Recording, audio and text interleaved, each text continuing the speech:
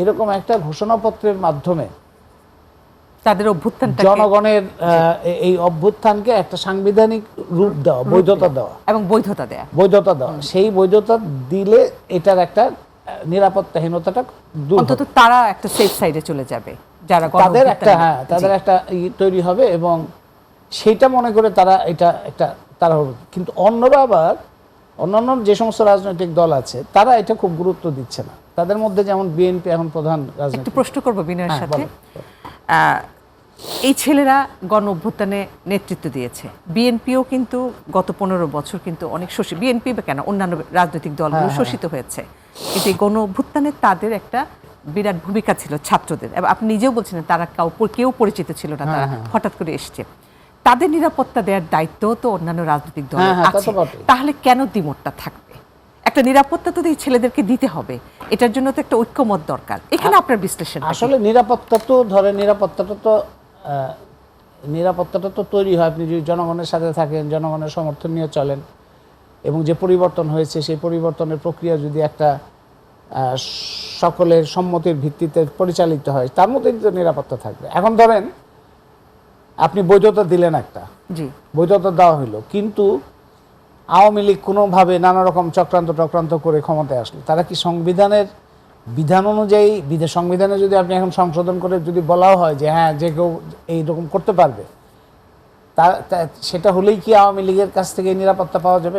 এটা তো কোনো কারণ নাই। কারণ এটা বোঝার কোনো আওয়ামী লীগ গত শাসনামলে কতটা সংবিধান মেনে, কতটা আইন মেনে মানুষের উপর অত্যাচার করেছে, তার যে অত্যাচার এবং যেভাবে সম্পদ লুণ্ঠন এবং পাচার, কোনোটাই তো আইন মেনে হয় নাই এবং সংবিধান মেনেও হয় নাই। সংবিধানকে বরঞ্চ তারা নষ্ট করেছে এগুলিকে বৈধতা দেওয়ার জন্য। তো তার মানে এটা এরকম না যে আপনি এটা দিলেই যে নিরাপত্তা তৈরি হবে, তা না। তবে ঐতিহাসিকভাবে এবং সাংবিধানিকভাবে তারা একটা স্বীকৃত জায়গার মধ্যে বা বৈধতার মধ্যে আসতে চাচ্ছে। এখন অন্যান্য রাজনৈতিক দলের কথা হচ্ছে, যেমন ধরেন বিএনপি বলছে কেন এই ঘোষণাপত্রের দরকার, আজকে বলেছে জনাব সালাউদ্দিন বলছে, হ্যাঁ বিএনপি বলছে যে এটা তো এই যে পরিবর্তন, এটা নির্বাচিত যারা তারা করবে এবং তারা নির্বাচনের ব্যাপারে আগ্রহী, এবং নির্বাচনের মধ্যে দিয়ে নির্বাচন যদি হয় এখন, তাহলে পুরো প্রক্রিয়াটা একটা বৈধতার মধ্যে যাবে এবং বিএনপি সেটাই চাচ্ছে। যেমন ধরেন সংবিধানের প্রশ্নটাও, পাকিস্তান তো সারা জীবন এই যে এত বছর, ভারত ধরেন সংবিধান করেছে, সংবিধান করে তারা সাংবিধানিক শাসন চালিয়েছে 47-এর পর থেকে, এবং নেহেরু সাহেব সেখানে নেতৃত্ব দিয়েছে। পাকিস্তান এই কাজটাই করতে পারেনি, সাংবিধানিক ধারাবাহিকতাই তাদের তৈরি হয়নি, সামরিক শাসন এখন পর্যন্ত তারা পারেনি। এই সামরিক শাসন একের পর এক। 70 সালে যখন ইয়াহিয়া খান নির্বাচন দিলেন, তখন পাকিস্তানের আসলে ওইরকম কোনো সংবিধান, আসলে স্বীকৃত সংবিধান নাই। আওয়ামী লীগের 6 দফা আছে, ভুট্টোর একটা আছে।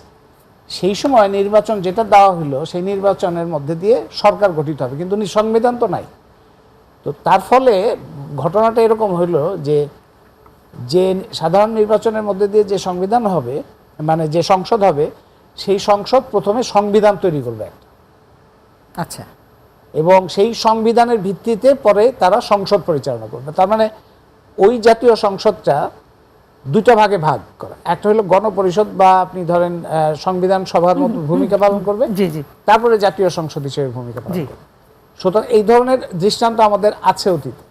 তো এটা একটা প্রশ্ন যে হ্যাঁ, এটা নির্বাচনের মধ্যে দিয়ে এলে তো এটা একটা ধারাবাহিকতার মধ্যে দিয়ে চলে যায়।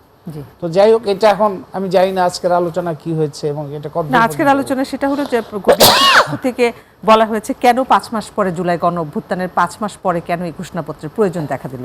অন্যদিকে তিনি বলেছেন যে ঘোষণাপত্র নিয়ে ফ্যাসিবাদ বিরোধী ঐক্যে যেন ফাটল না ধরে, সেটা নিয়েও তারা কথা বলেছেন। আপনার কাছে মনে হয় যে আমরা যে 5ই আগস্টে যে অভ্যুত্থানে যে জাতীয় ঐক্য দেখেছিলাম, বর্তমানে সে ঐক্য এবং আকাঙ্ক্ষা কতটুকু আছে বলে আপনি কতটুকু? আমার মনে হয় সেটার মধ্যে কিছু ফাটল দেখা দিচ্ছে। আপনি কি মনে করেন যে বিভিন্ন রাজনৈতিক দলগুলোর মধ্যে মতানৈক্য দেখা দিয়েছে? না, একটা ফাটলের একটা কারণ হচ্ছে যে কিছু কিছু হতাশা তৈরি হচ্ছে, কিছু প্রত্যাশা ভঙ্গ তৈরি হচ্ছে। একটা হচ্ছে যে শেখ হাসিনার সরকার যেরকম খুঁটি গেড়ে বসেছিল এবং যেরকম দাপট এবং মহাপরাক্রমশালী সরকার, এবং তার পাশে তাকে সহযোগিতা করছে ভারত, এরকম একটা বিশাল শক্তি। সেই সরকার উচ্ছেদ করার কারণে এই জনগণের অভ্যুত্থানের মধ্যে দিয়েই তো হয়েছে। এটা তো আসলে কোনো দল এককভাবে কৃতিত্ব নিতে পারে না।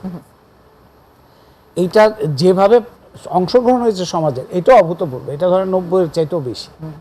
এটা 90টা ছিল মোটামুটি শহর কেন্দ্রিক, আর এটা কিন্তু একদম মানে উপজেলা, জেলা পর্যায়ের, থানা পর্যায়ে এবং আপনি ছাত্র জনতা এর মধ্যে involved ছিল। সমাজের সকল স্তরের মানুষ ছিল। শ্রমিকদের তো একটা বড় অংশগ্রহণ ছিল, মেয়েদের অংশগ্রহণ ছিল খুবই গুরুত্বপূর্ণ। এটার মধ্যে একদমই শিশু কিশোররা পর্যন্ত, পাবলিক প্রাইভেট সমস্ত জায়গা থেকে এই রকম ব্যাপক অংশগ্রহণ। এটার আরেকটা ডাইমেনশন, এটা পার্থক্যটা তৈরি করেছে।